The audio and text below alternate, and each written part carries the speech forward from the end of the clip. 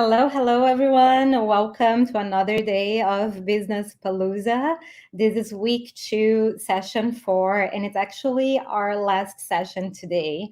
I'm kind of sad, but we're excited that we got so many great speakers here. If you missed any of the presentations, they are all recorded. They are available in this YouTube channel, so feel free to rewatch them if you haven't watched yet.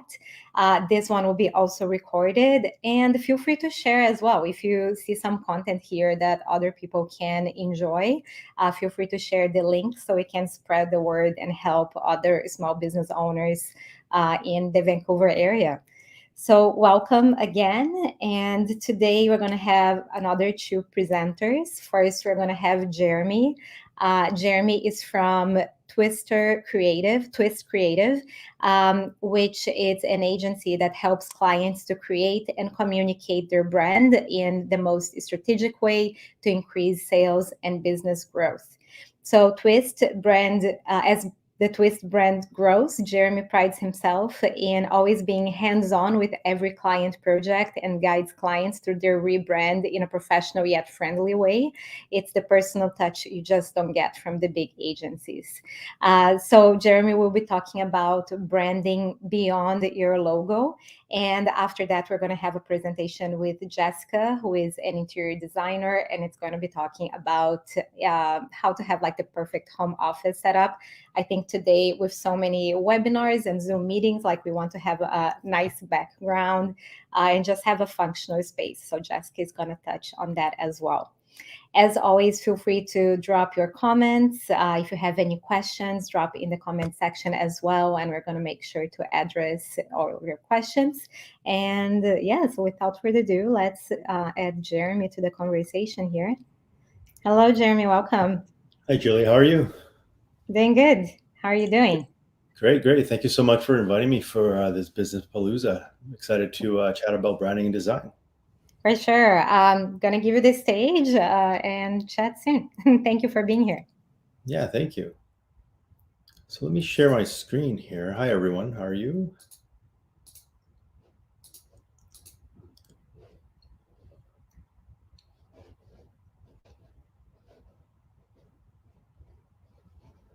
So hi, everyone. My name is Jeremy Ng. I'm the founder and creative director of TWYST Creative. So first things first, why TWYST? In a nutshell, we are a creative studio that puts twist in everything we do. We aim to create the unexpected. We have 15 plus years of experience in the industry, and we specialize in branding, design, and concept creation. We had an opportunity to work with amazing brands such as the Juno Awards, Best Buy, BMW Canada, and just to name a few. Over the last couple of years, we've helped countless small business owners launch their brand and reshape how small businesses approach branding and design. To get an idea of our capabilities, please visit our website at twystcreative.com. So what is a brand? A brand is your business' most valuable asset. It is your identity that shapes your perception of your service or product. It is an intangible. It's beyond your logo and your tone of voice. Many parts come together to communicate your brand. When social media influencers talk about their brand, and when large organizations work with design agencies on rebranding efforts, we are essentially talking about the same thing. Both your social media personality and stores like IKEA and Walmart all go through similar processes of brand discovery. The only difference is the scale and the guidance they receive. My perception on branding is influenced by Marty Neumeier, an expert in the areas of brand design, innovation, and creativity. He states that branding is a person's gut feeling.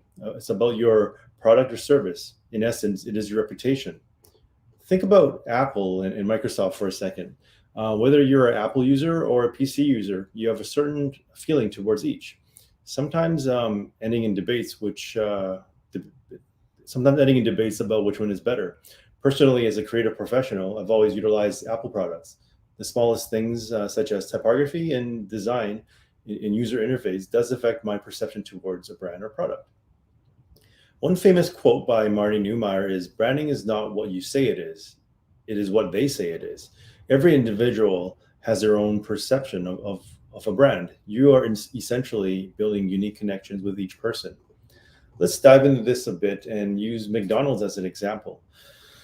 Chances are you have a perception of McDonald's. Your perception of a brand might have been swayed over the years. As a child, most of us associate McDonald's with fun and happiness, putting little thought on what we're actually eating.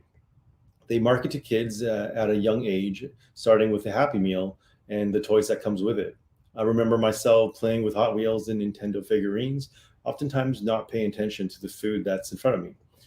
As a teenager, they were a budget-friendly and convenient meal. Sometimes McDonald's was a place to hang out as well. Over the years, they've done an amazing job in making the restaurant feel more at home. Gone are the cold plastic seats that might as well be slides, replaced by much more cozy textures and colors, making you feel more at home. Now, as we mature and become more health conscious, uh, we may create a new perception as well. There are a lot of influencing factors that may change it, including the media, documentary films, social awareness, and other elements that can drastically change our position with any brand. So, what makes an effective brand? Consistency in design, such as logo usage, color palettes, and typography. Consistency in beliefs, such as your tone of voice and content. Purposeful communication, both internally and externally. This is combined to create your reputation. Excuse me. Uh, Take Coca-Cola, for example. What do you think of when you hear their name? They're one of the strongest brands out there. Chances are you will immediately visualize their logo, perhaps their color palette, their holiday campaign with Santa and the polar bears, their partnership with the Olympics. That's one aspect that really creates a more healthier perspective when it comes to their brand. And that's through years of marketing and brand integration in our lives. All these elements combine together to create their brand. Let's take a moment. Let's think about outside a box for a second, and think about alternate universes, which is in parts of a lot of movies recently. Imagine if someone from an alternate universe visited where Coca-Cola does not exist. They will have zero association with the brand in our world. Thus, any marketing or association with the brand will not be affected towards this person. This is because there's a lack of history, nostalgia, and years of storytelling that is embedded in our minds. Another thing I want to discuss today is how is how changes in industries can really change and provide and create a new wave for new brand opportunities. Look at the Mustang brand, for example. There are a lot of controversy about this because this brand is well associated with powerful, loud vehicles. Now, all of a sudden, is an electric SUV. Personally, I think Ford took the opportunity to reposition the Mustang brand quite well. They know that gas guzzling vehicles is a thing of the past, and why not continue the Mustang brand by shifting it towards electric? The next time you visit an auto mall, be sure to notice a change in automotive branding in general. Things are much more futuristic, minimal, and clean. One brand that stands out for me is Kia. They're highly focused on electric vehicles, and their rebrand fully represents that. I personally love their new logo and in how simple it is. Their new line of vehicles are gaining a lot of traction in the industry. Take a look at their new EV6. It's quite impressive, both from a design standpoint and how they have come as a brand, and how far they have come as a brand. I won't be surprised if this takes them up a notch in terms of the competitive automotive world. To recap, your brand is your identity that helps shape your perception of your service or product. Is a gut feeling. Your brand isn't what you say it is; it is what they say it is. How you're perceived will influence your audience perception to work beyond your brand. So, how do we help small businesses? For new companies, we can help set a strong foundation, starting with your brand identity through our discovery process. We learn about your positioning and help you achieve your goals. For established organizations, we can help revamp your brand direction and continue your brand conversation through purposeful deliverables. There are no limits as to what we can do. We can produce traditional deliverables such as logos, websites, print design, and digital ads, and non-traditional deliverables such as vehicle wraps, stage design, and branded assets for video production. Thank you so much for your time. There's much more to branding than what we covered today. yes, logo design is one of our core services. However, it needs to be partnered with an effective strategy for best results. If you'd like a free consultation with us, please reach out via our website. We're happy to see how we can help. Thank you so much for your time. Julia, back to you. Thank you so much, Jeremy. I actually have a couple of questions for you.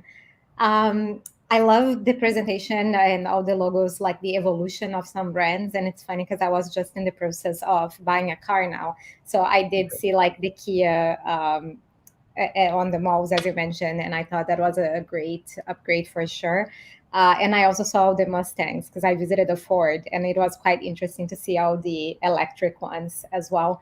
But in terms of small businesses, like how is the process if they get to you and they need a full package? You know, like they don't have anything. Maybe people start with a do-it-yourself kind of logo on Canva, you know, but they're ready to upgrade and do the like professional real deal. How is the process? It all starts with the discovery process. We really want to learn a lot about each company's direction, and seeing what they really and how they want to communicate with the world and their audience. So depending on what your business is and how big your business is, we plan ahead and figure out, okay, let's plan social media, let's plan a rebrand, let's plan a new website, and kind of create a package for each client. So when it comes to these packages, depending on the size of the client, we cater it, we tailor to each person. So it can be like as little as just the logo and as complex as having like tone of voice. Um, I don't know what else. No, absolutely, absolutely. We have requests for just logo design, and we do that. However, we do really suggest, creating some follow-up material at the minimum to really follow that conversation. As I kind of mentioned in our presentation earlier, it's much more about the logo. The logo is only the first instance that what people see. It is essential. It is very important to have something that is appealing and looking, very timeless in some ways, right? So that's where we start. However, we do really suggest following up with a lot more deliverables that helps continue kind of tell your story, and that's part of our conversation. We like and enjoy helping our clients tell their story. Amazing. Thank you so much for your time. I'm going to send an email after the presentation with the recording and your email contact. So if anyone wants to book a consultation, it'll make it easier. So thank you again. And welcome, Jessica, now. Have a good night. All right, so let's go to our second presentation tonight with Jessica. Jessica is an interior designer from Italy and based in Vancouver. She's the principal and founder of DD Interiors. She's an architect and interior designer who promotes the concept of reuse, restore, and repurpose. Her priority is to listen to her clients' needs and suggest durable solutions suited to their way of life rather than current trends. So Jessica believes in democratic design as not merely a way of beautifying spaces, but rather implementing functionality around one's lifestyle, accessibility to all, regardless of budget. So let me introduce you to Jessica. Welcome. Hi, Julia. What a presentation. Thank you. You're welcome. Thank you for your time as well with us today. So you're sharing some tips for a functional home office space. I'm gonna let you, actually, I don't see your screen yet here to share, but as soon as you put it up here, yeah, I can put it up and we can get started. Here it is. Perfect. Thank you. All right. So, just a little bit about myself. As Julia already said, I'm actually an Italian architect. So I moved to Vancouver 8 years ago. And after working for different companies, I decided to go on my own and offer full interior design services.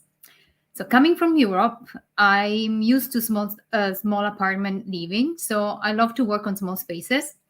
They are the most challenging, but also the most fun because you need to get very creative.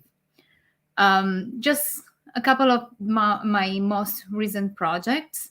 This is a not very small kitchen, but we always kind of like to put some creative or a smart storage. Like, for example, here we have a hidden pantry with a seamless door. And this is another apartment. This was a small apartment, so we had to create some smart solutions. Like the entrance didn't have space for a bench, so we created like a lift-up bench, and also I'm also love our colors. And with this project, I was very lucky to have that my clients let me go crazy with it. So let's talk a little bit about working from home. Before the pandemic, lots of people were already working from home, and these individuals found it very convenient and took advantage of the benefits that working from home can bring. But unfortunately, the vast majority of us are not used to working exclusively from home.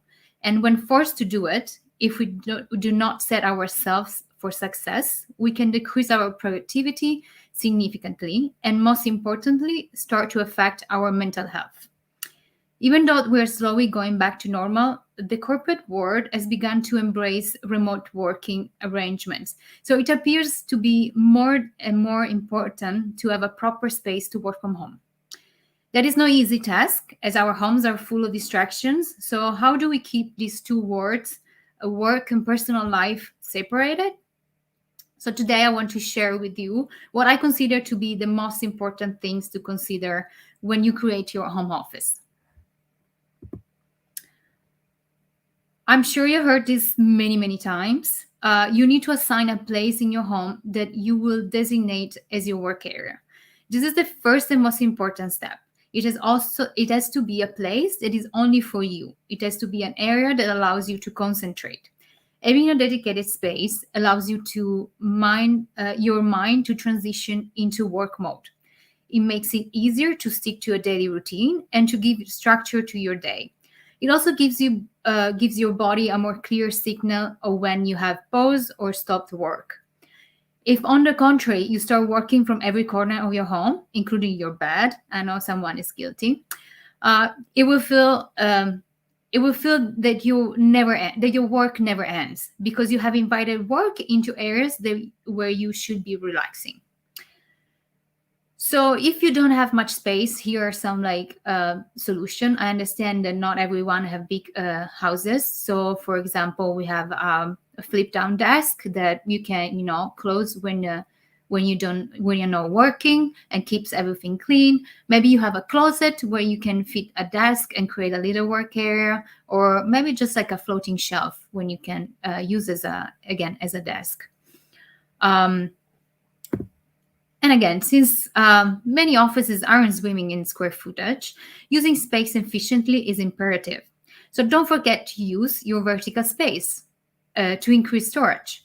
You can hang floating shelves or pegboards on the walls to get papers and office equipment off the desk, and use vertical 5 folders on the desk to keep important papers within arm's reach.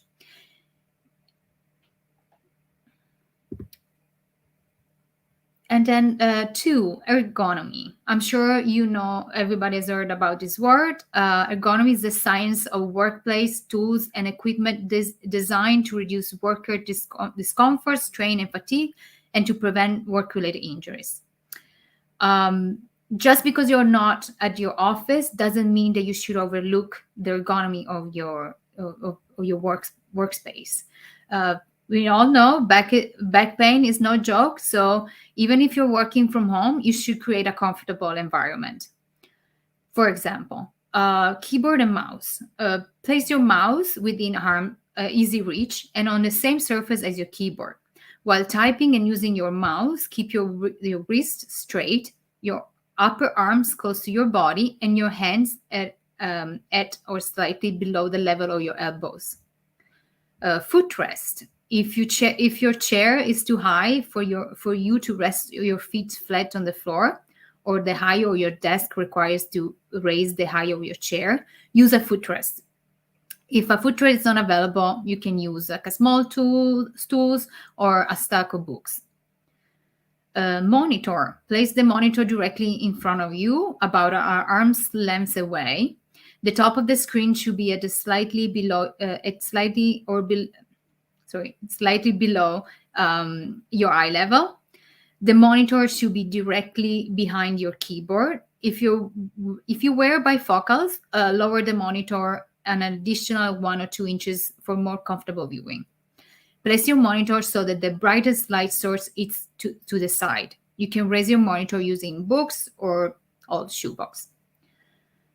The desk, make sure that under the desk there is clearance for your knees, thigh, and feet. If the desk is too low and can be adjusted, place sturdy books or blocks to raise the desk.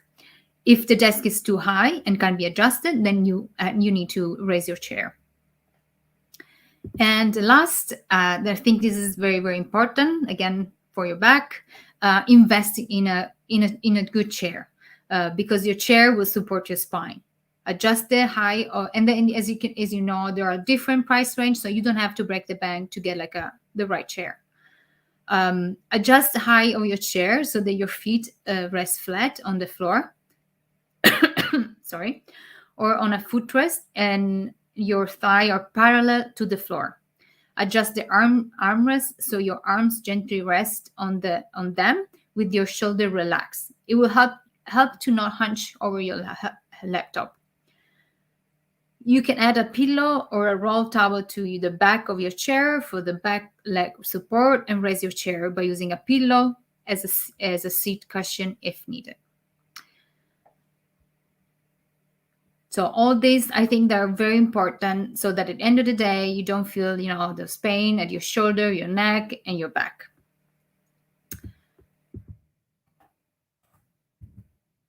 Another important factor is lighting.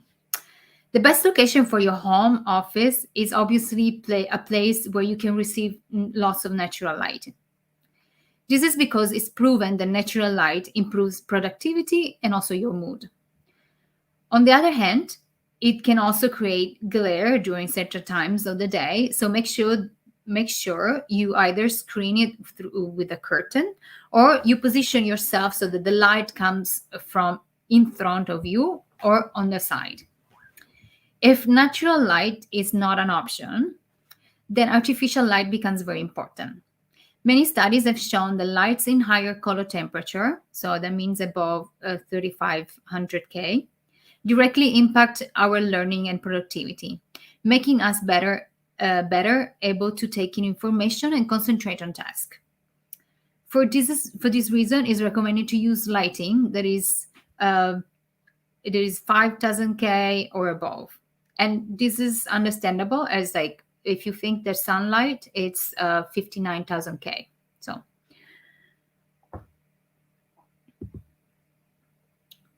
you also want to use certain types of lights fixture in your home office, specifically ones that emphasize lighting for functionality and practical purposes. While you always want to incorporate the 3 layers of lighting design, ambient, task, and accent lighting, task lighting is particularly important in the home office, with swivel head desk lamp being ideal for concentrating light onto reading and workspaces. Creative accent lighting can also be helpful for transforming your home office into a sleek and professional environment. If you're lucky enough to have a full room to dedicate to your office, that would definitely make a more interesting environment. The correct placement of a task light is crucial for minimizing glare and the shadows that cause eye strain. So light that is too bright and direct is what creates the monitor glare that tires your eyes. For instance, situating an overhead spotlight behind you can result in a large amount of annoying glare on your computer screen. To avoid shadows on the side opposite from the hand, to avoid shadow, place the lamp on the side opposite from the hand you use to write. If it's on the same side, your hand and arm will cast a shadow.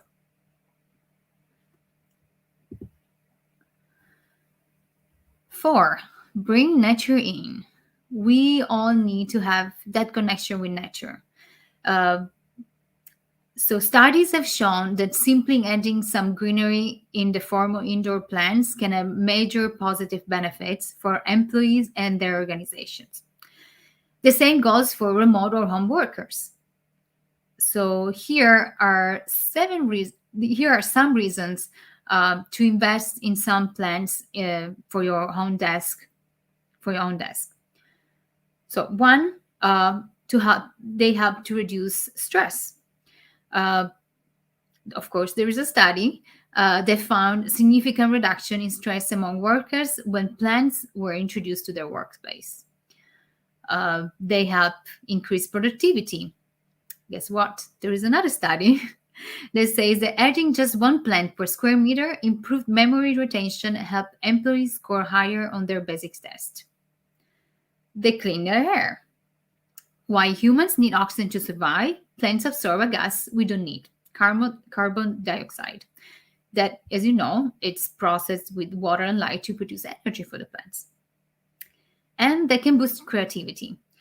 Looking at nature and even just images of nature can shift the brain into a different processing mode, making employees feel more relaxed and better able to concentrate. If you don't have a green thumb, like me, the succulents are definitely easier plants and are great options. They don't take lots of space and they have a very low maintenance. I would say probably fake plants might not help clean the hair, but maybe the green color will still have an effect on your stress. And then for last, use color. Colors can affect mood, productivity, comfort, and energy levels. Color is one of the most used tools in design to help encourage certain emotions or alter the perception of a room. So forget about the office beige. You need a color that gets you your work motor humming. So for some people, that's a bright, cheery color like orange or lime green. Others need a calming shade like botanical green or seafoam blue to perform.